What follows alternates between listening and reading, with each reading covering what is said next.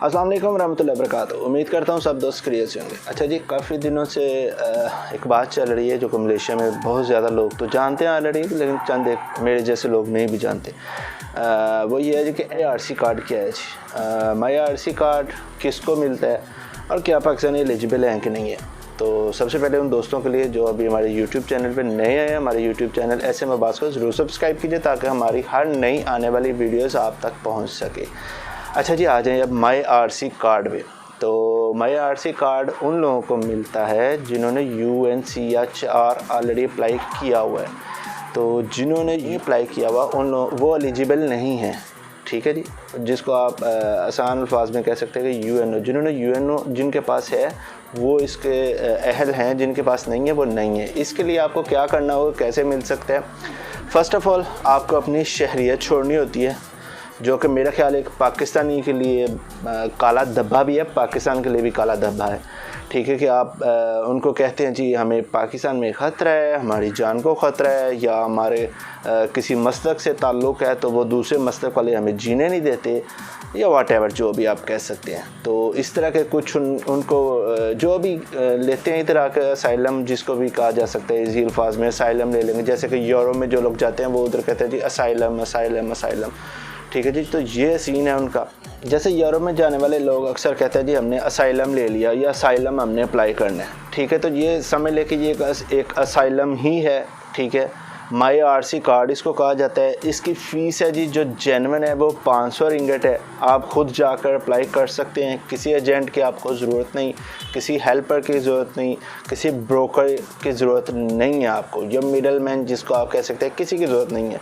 इसका ऑफिस जाएँ, जाके ख़ुद अप्लाई करें। इसका तरीक़ेकार आपको बड़ा मैं बताता हूँ आसान है, जो कि हर बंदे तकरीबन अप्लाई कर सकता है। लेकिन उसके लिए फिर वही कहूँगा, पाकिस्तान के ऊपर काला धब्बा लगाना पड़ता है कि मेरी जान को ख़तरा है जी पाकिस्तान में, चाहे मज़हब के नाम पे लगा दें या किसी और कह सकते हैं जी, मैं कुछ भी कह सकते हैं जी, ठीक है। तो ये काला धब्बा लगाएंगे तो फिर आपको MyRC कार्ड मिल जाता है। उसके लिए आपको पहले सबसे अप्लाई करना होता है UNCHR, जिसको आप UNO भी कहते हैं। उसके लिए आपको अप्लाई करना पड़ता है। उसके जब आपके पास एक एप्लीकेशन उसका लेटर आ जाए कि ठीक है जी आप एलिजिबल हैं, उसके बाद आप अप्लाई कर सकते हैं। लेकिन हो यहाँ पे ये रहा है कि तकरीबन एजेंट हजरात तकरीबन 3-3 हज़ार रिंगट लोगों से ले रहे हैं, तो लूट रहे हैं। ओ भाई अल्लाह के बंदे, गरीब आदमी पता नहीं जैसे कैसे करे पे भी मेहनत मजदूरी करके मलेशिया में आता है, तो आप लोग उससे ये आगे से नया टिका लगा देते हो 3000 4000 5000। इसके जेन्युइन फ़ीस जो है वो 500 रिंगट है जी।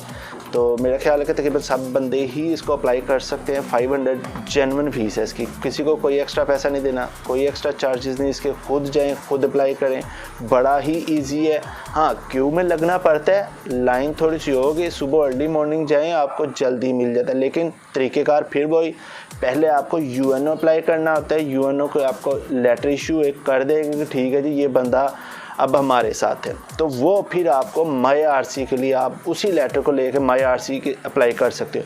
MyRC इन्होंने क्यों देना शुरू किया, ये एक बड़ा क्वेश्चन मार्क है। सब दोस्त यही पूछते हैं, फेसबुक पे भी, यूट्यूब पे भी, SM अब्बास जो हमारा यूट्यूब चैनल है उस पर भी, कि MyRC कार्ड क्यों और किन लोगों को मिल रहा है।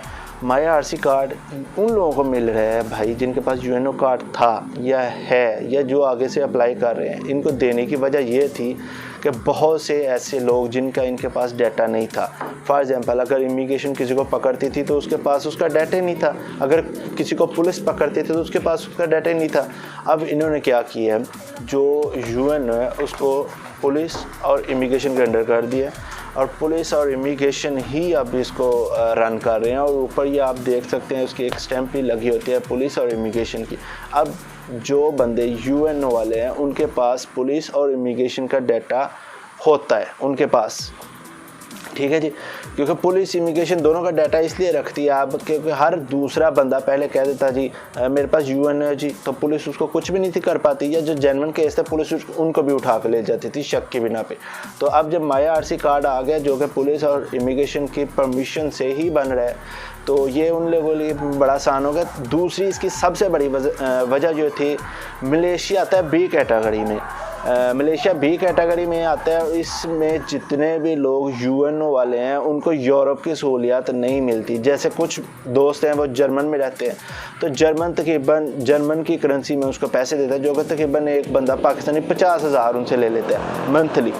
तो काफ़ी है जो इस बंदे के लिए उधर के अपना सिस्टम रन करने के लिए। लेकिन मलेशिया में ऐसा कोई सीन नहीं है। मलेशिया में आपको एक फूटी कोड़ी भी नहीं मिलती, ठीक है। तो इसलिए जो भी बंदा यूएनओ अप्लाई करता है उसको बखूबी पता है, जिसके पास है उसको बखूबी पता है, काम हमेशा मलेशिया में चोरी छुपे ही करना पड़ता है, ठीक है। अब इन्होंने क्या किया है, इसको अपने सिस्टम में ले आए हैं। सिस्टम में लाने का इनका मकसद ये है कि भाई अब अगर आपने काम करना है, ठीक है, करो, हमारी तरफ से आपको इजाज़त है, यूएनओ भी आपको इजाज़त दे रहे है कि आप काम करो, लेकिन MyRC के तहत। MyRC के तहत इसलिए कि जिस बॉस के अंडर आपने काम करना है उस बॉस का आपको विजिटिंग कार्ड या उस कंपनी के जो भी आपके पास डॉक्यूमेंट्स हैं उनको साथ ले जाइए, अपने बॉस को ही साथ ले जाएं कि भाई हमने इस कंपनी में काम करना है, ये हमारा बॉस है, तो इसके ये जो भी उधर रिक्वायरमेंट्स होंगी वो आप फिर उसी कंपनी के अंडर काम कर सकते हो। ये इधर का कानून है। अगर आप फॉर एग्जांपल मेरी कंपनी में अप्लाई करते हो, काम आप किसी और कंपनी में करते हो, तो वो फिर भी आप इलीगल अकाउंट होंगे।